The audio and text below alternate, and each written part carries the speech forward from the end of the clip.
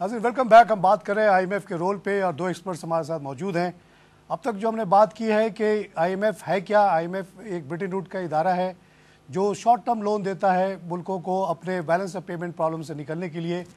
आगा साहब से भी ये बात हो रही थी कि ये जो स्टेट बैंक का जो रोल है वो क्या है और ये जो मार्कअप का जो मसला है वो क्यों नहीं बिजनेसमैन वगैरह के डिमांड के मुताबिक स्टेट बैंक मार्कअप अपने तरफ से क्यों नहीं कम कर देता? देखिए तारिक जावेद साहब, बात असल ये है कि स्टेट बैंक का एक प्ली है जो मैं समझता हूँ उस पर आप ज़्यादा वो रोशनी डालेंगे।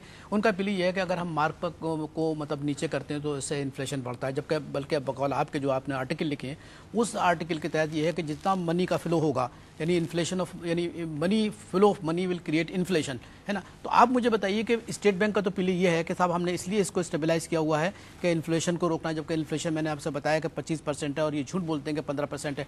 दूसरी बात आप मुझे बताइए कि अब मार्कअप को जब उन्होंने स्टेबलाइज किया तो फिर वो कहते हैं कि इससे इंडस्ट्रियल ग्रोथ में बड़ी आसानी होगी। इंडस्ट्रियल ग्रोथ कहाँ है? इंडस्ट्रियल ग्रोथ है ही नहीं। देखिए आप कर्जा लेंगे ना भाई, देखिए कर्जा एक बार आप इंडस्ट्रियलिस्ट होता है, बिजनेसमैन होता है, कर्जा लेता है ना बैंक से। इंडस्ट्रीज कहता है कि हमारे लिए ये वारा नहीं खाता है ना। अच्छा स्टेट बैंक कहता है कि साहब इसी पे अब ये वारा खाएगा, तो फिर ये सही कौन है? फिर देखिए बात ये है कि जापान में जीरो इन्फ्लेशन है, जीरो रेट ऑफ इंटरेस्ट है जी। अमेरिका में अभी 1-1.5% पे पैसे मिल रहे हैं, यूरोप में मिल रहे हैं, तो ये 15% लाए ना फिर मार्केट। सुनिए तो सही, वहाँ उसकी वजह ये है कि वहाँ इन्फ्लेशन। आपके मुल्क में शौकत साहब ने क्या जादू किया था जिसकी वजह से इकोनॉमी आपकी इतनी बूस्ट की थी? सिंपल काम, और आज भी ये फार्मूला बिल्कुल अप्लाइड है। कल ये फाइनेंस मिनिस्टर बन जाए, ये सिर्फ ये करें कि किसी ना किसी तरह से इन्फ्लेशन को जीरो कर दें। जब इन्फ्लेशन जीरो हो जाएगा तो 3% पे 4% पे लोन मिलना शुरू हो जाएगा। जैसे शौकत अजीज के दौर में हुआ, इतना ज़्यादा लोन दिया गया कि 60 साल में जो नहीं दिया गया था वो नहीं। मगर आप एक तरफ तो कह रहे हैं कि अगर मनी का इस तरीके से प्रिंट करना, नोट छाप के आप मार्केट में फ्लो कर रहे हैं, आप फरमा रहे हैं कि उससे इन्फ्लेशन बढ़ रहा है। मैं भी कहता हूँ ठीक है। आप कहते हैं कि अगर इन्फ्लेशन को हम पीछे ले आएँ, 0% पे ले आएँ या 5% पे या 10% पे ले आएँ, तो आप समझते हैं कि उससे थोड़ा बहुत रिलीफ मिलेगा आवाम को? मिलेगा। लेकिन आप मुझे बताइए कौन करेगा? मैं यही तो कह रहा हूँ, जो कौम यानी जहाँ का अमीर तबका टैक्स देने को तैयार नहीं है, यहाँ का वडेरा फ्यूडल लॉर्ड टैक्स करने को तैयार नहीं, तो आप मुझे बताइए कि फिर कौन टैक्स? जो टैक्स इस वक्त पाकिस्तान में दे रहे हैं तो आप दे रहे हैं, मैं दे रहा हूँ और डॉक्टर साहब दे रहे हैं, और कोई टैक्स नहीं दे रहा। कौन दे रहा है? मल्टीनेशनल कंपनी दे रही है, और कौन टैक्स दे रहा है? मगर आला साहब उसके देखिए गवर्नमेंट को डेफिसिट है। अभी दिसंबर 2010 में कारदार साहब ने पहली दफ़ा हिस्ट्री में पाकिस्तान के आके ये कहा ओपनली कि जी गवर्नमेंट ने हमें फोर्स किया है और नोट छापने पे। अच्छा, उन्होंने कहा कि और इस नोट छापने की वजह से इन्फ्लेशन होता है। फाइनेंस मिनिस्ट्री करती है, फाइनेंस मिनिस्ट्री ऑर्डर करती है कि छापो। State bank has रेबेल्ड against the government and said this thing in public. लेकिन साथ साथ ये छपा है ना, साथ साथ उन्होंने एक गलत बात कही। गलत बात ये कही कि अगर हम ना दें तो ये कमर्शियल बैंक से ले लेंगे, उससे भी इन्फ्लेशन होगा। यही पे गलती है। आपके जो जवाब आप सवाल किया ना, उसका जवाब आपने इतनी उम्दा बात कही। सर कमर्शियल बैंकों से ले रहे हैं। हाँ, सुनिए, इस वक्त स्टेट बैंक से उन्होंने पैसा रोक दिया है। कमर्शियल बैंक से ले रहे हैं। उसकी वजह देखिए, मगर आपको ये बात पता है कि हमने जैसे शुरू में बताया कि जब आईएमएफ में हम गए तो 700 बिलियन का कर्जा था, घट के 350 हुआ। इस दौरान खामोशी से ये 1500 तक पे ले गए। जब ह्यू एंड क्राई हुआ है, आप जैसे लोगों ने, राइटर्स ने शोर मचाया कि भाई हर दिन 2 बिलियन नोट छाप रहे हैं, तब वहाँ पे उनको रुकना पड़ा है and then they have move to commercial bank. My point is as an economist कि अगर आप कमर्शियल बैंक से बोरो करेंगे या किसी वर्ल्ड बैंक से जाके बोरो कर लें, कहीं से भी बोरो कर लें, उससे इन्फ्लेशन नहीं होता। As long as your money is not increase their will be no inflation. और सारे जो अभी हम देखते हैं, इस जो सारे बुराई का जड़ है वो 2005 के बाद से एक्सपेंडिचर का बढ़ना। 1 ट्रिलियन का बजट होता था, आज 3.2 ट्रिलियन का बजट है। क्यों है भाई? क्या हो गया? पाकिस्तान को जापान बन गया है, फ्रांस बन गया, क्यों बन गया? इतना बढ़ गया। तो ये जो बढ़ गया, अगर बढ़ भी गया था, उसको अगर आप स्टेट बैंक के नोट से ना फाइनेंस करें, किसी और सोर्स से करें, तो इन्फ्लेशन नहीं होगा। ठीक है, आपका डेट बढ़ जाएगा और प्रॉब्लम्स आएगी। और जब इन्फ्लेशन नहीं होगा तो rate of interest automatically, Phillips curve का रूल है कि जब इन्फ्लेशन नहीं होगा तो रेट ऑफ इंटरेस्ट डिपॉजिट के में भी कम हो जाएंगे और लेंडिंग के लिए भी। असल तो डिपॉजिट को आप देखें ना, जैसे मैंने मिसाल दी कि अगर मुझे 20% इस ग्लास को खरीदने में मिलता है, तो अगर मुझे 21-22% बैंक के डिपॉजिट पे मिलेगा, तब तो मैं एज ए रैशनल पर्सन लगाऊंगा। सिंपल इकोनॉमी में आप बताइए सर, आप सिंपल इकोनॉमी में बताइए कि चलिए आप आईएमएफ का कहना नहीं मानते, है ना, while he has been telling the popular press actually has been criticizing the IMF because of the IMF we are suffering all that, because of there is a cost of living has gone very high.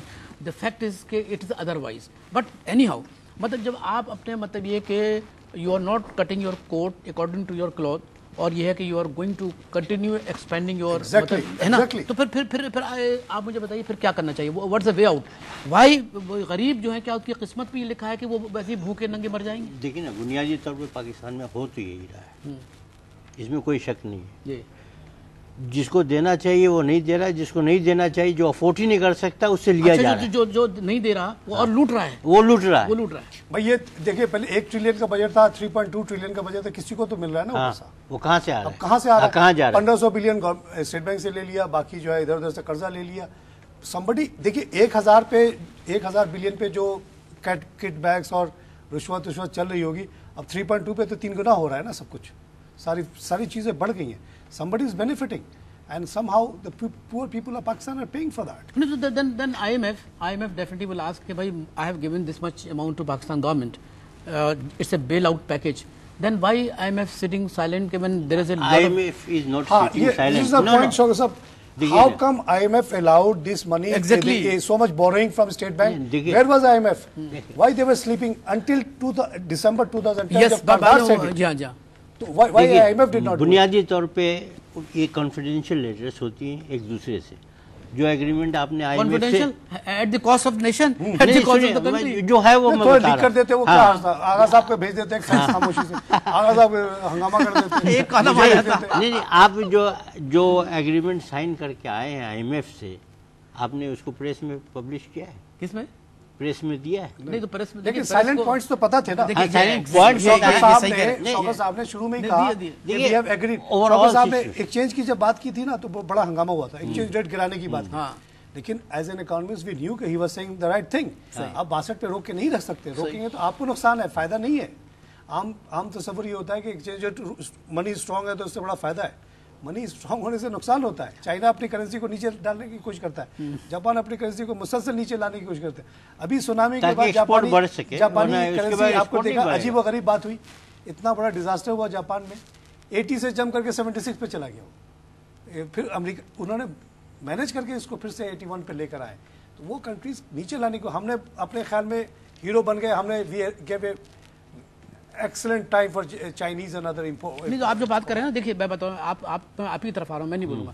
آپ مجھے بتائیے, آپ مجھ سے پوچھ رہے ہیں کہ صاحب کہ جب انہوں نے ایگریمنٹ کیا تو کیا آپ کو اس کا ایکسیس تھا انفارمیشن کا؟ دیکھیے جو طارق صاحب نے ایک بات کہی بہت اچھی کہ ہمیں چند نکات کا احساس تھا کہ ان بنیادوں پر یہ قرضہ لے رہے ہیں, ان بنیادوں پہ یہ گئے, کیونکہ نظر آ رہا ہے یہ پاکستان کی کوئی اکنامی بڑی اکنامی تو نہیں ہے.